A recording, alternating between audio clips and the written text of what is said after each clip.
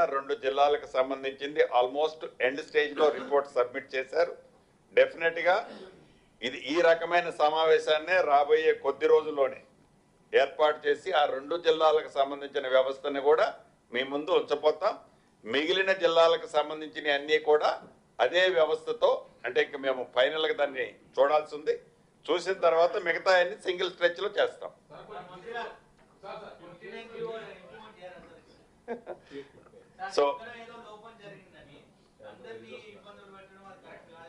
So తప్పకుండా దీని మీద కూడా మీరు అడిగింది వ్యాలిడ్ పాయింట్. అంటే ఆ రష్ లో ఎక్కడ తప్పు జరుగుద్దని హోల్డ్ చేయడం జరిగింది. సో 59కి సంబంధించింది కానీ 58 సంబంధించిన దాన్ని కూడా వీలైన తొందరలో జెన్యూన్ ఉన్న వాటిని క్లియర్ చేస్తాం. ఇలా వెట్ చేయడానికి వ్యవస్థ ఉంది. అంటే జీపీఎల్ వేసాం, గ్రామ పరిపాలక అధికారులను వేసాం, సర్వేలను వేసాం, పూర్తి వ్యవస్థని పూర్తిగా పారదర్శకంగా తీసుకొచ్చాం. కాబట్టి వాటిని కూడా క్లియర్ చేయడానికి as early as possible government will take call.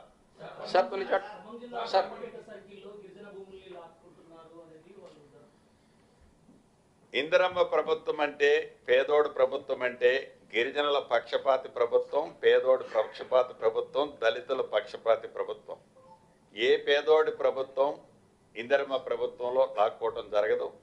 అలా ఏదన్నా జరిగి ఉన్నా కూడా తప్పకుండా అటువంటి చర్యలు తీసుకుంటాం.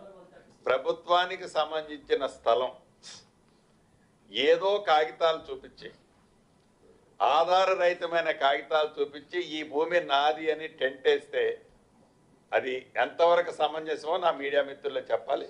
తప్పకుండా మీరు చెప్పిన స్పెసిఫిక్ కేసుని 1-2 ఏడని ఉంటే వాటిని స్పెసిఫిక్ కూడా ఎంక్వైరీ చేయించి నిజాన్ని ఏంటో నిర్ధారించుకున్న తర్వాత వాటిని క్లియర్ చేస్తాం.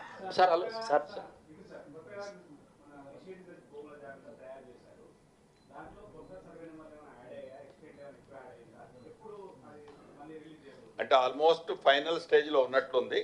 నాకు తెలిసి ఇంకొక వీక్ డేస్ టైం పడుతుంది అనుకోండి.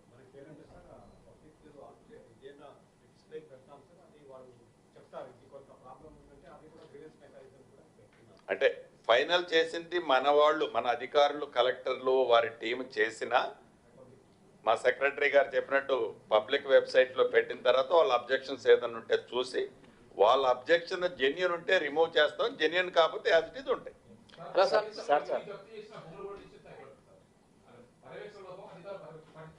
సో అటువంటిది ఏదన్నా మీ నోటీస్కి వస్తే తప్పకుండా ఇవ్వండి అన్న. వాటిని తప్పకుండా ప్రొహిబిటెడ్ లిస్ట్ లో ఈ ప్రభుత్వం పెట్టుద్ది. చేసిన అధికారి మీద చర్యలు కూడా తీసుకుంటాం. సార్ తెలంగాణలోనే గతంలో ఈనాం చట్టం రద్దు చేసి సీలింగ్ యాక్ట్ వచ్చింది. అంతకుముందు గవర్నమెంట్ దాన్ని తెచ్చింది. ఇప్పుడు భూభారత్ తీసుకొచ్చినట్టు ఎవరు గవర్నమెంట్ ఉంటే వాళ్ళు తెచ్చుకోవడం, దాంట్లో పెద్ద ఎత్తున ల్యాండ్ స్కామ్ జరుగుతున్న ఆరోపణలు అనిపిస్తుంది. అంటే ఇక్కడ నా మీడియా మిత్రులు కపుల్ ఆఫ్ మెంబర్స్ ఉన్నారు, మీరు గుండె మీద చేసుకొని చెప్పండి. ధరణితో భూభారత్తో కంపారిజన్ మీకు తెలియంది కాదు.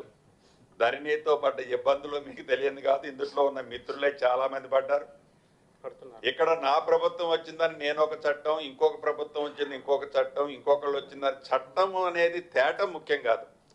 ఆ తెచ్చిన చట్టము సామాన్యుడికి చుట్టంలా ఎంతవరకు ఉంటుందన్నది ముఖ్యం. అలా తేటమే జరుగుతుంది తప్ప అది దాంట్లో కరెక్షన్స్ చేస్తూ మంచిది ఉన్నదాన్ని యాజ్ ఇట్ ఈజ్ ఉంచాం. మ్యుటేషన్ సిస్టమ్ ఉంది. నేను చాలా సందర్భాల్లో చెప్పిన బాగుంది, దాన్ని కంటిన్యూ చేస్తున్నాం ఈ భూభారతి చట్టంలో అన్నాను. ఆ మ్యుటేషన్ చేసేటప్పుడు అన్నదమ్ములు, 4 అన్నదమ్ములు ఉంటే 4 అన్నదమ్ముల్లో 2 ఇండియాలో ఉండి 2 విదేశాల్లో ఉంటే వాళ్ళ నోటీసులో లేకుండా నేను అర్ధరాత్రి చేసుకొని ఆ 2 వచ్చిన తర్వాత నా భూమి మీద అన్నా అంటే మేమిద్దరం పంచుకున్నారా అంటే ఆ పెయిన్ ఎట్లుంటుందో, తల్లిదండ్రులు సంపాదించిన ఆస్తి నాకు రాలేదని విదేశాల్లో ఉండేవాడికి పెయిన్ ఎట్లుంటుందో మనకి తెలియదు కాదు. అటువంటి వాటిని కరెక్షన్ చేశాం. అంతేగాని ఏదో మా ప్రభుత్వం వచ్చింది వారు చేసిన మొత్తాన్ని బేసిజానికి పోయి రిమూవ్ చేసి మేము కొత్తది ప్రింట్ చేస్తామని అనలేదు, భవిష్యత్తులో కూడా అనబోం. సార్ ఈ government lands for example irrigation lands ఉంటాయి కదా సార్, వాటి పేరు మీద కూడా ఇంకా ఈ రైతు బంధు లాంటివి తీసుకుంటున్నారు. రిజిస్ట్రేషన్ అట్లే ఉంచుకొని పట్టాస్ తీసుకొని. సో మీరు చెప్పింది 200% నిజం.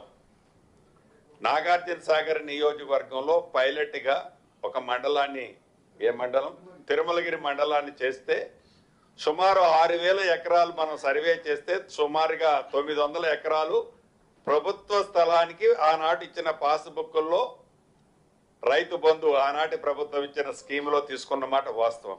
వాటన్నిటిని తగ్గించాం. ఇందాక నేను ఏదైతే ఈ భూదారిచ్చి ఈ ప్రతి ల్యాండ్ని సర్వే చేస్తే దీంట్లో ఉండే లొసుగులన్నీ బయటకు వచ్చి డెఫినెట్గా ఇది స్ట్రీమ్ లైన్ ఎక్కించడం చాలా తేలిక.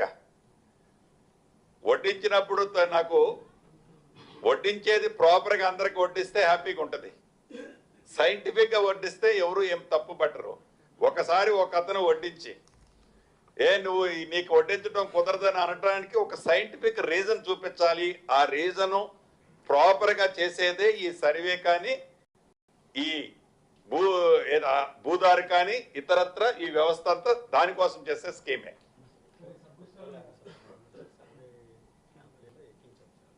భవిష్యత్తులో మా సెక్రటరీ గారు చెప్పినట్టు ఈ సర్వే అనేది పూర్తయిన తర్వాత ఒక కంప్లీట్ ఒక కట్ ఆఫ్ డేట్ పెట్టుకున్న తర్వాత మళ్ళీ వితౌట్ సర్వే మ్యాప్ లేకుండా ఒక్క సెంటు భూమి కూడా రికార్డులోకి ఎంటర్ చేసేది ఉండదు.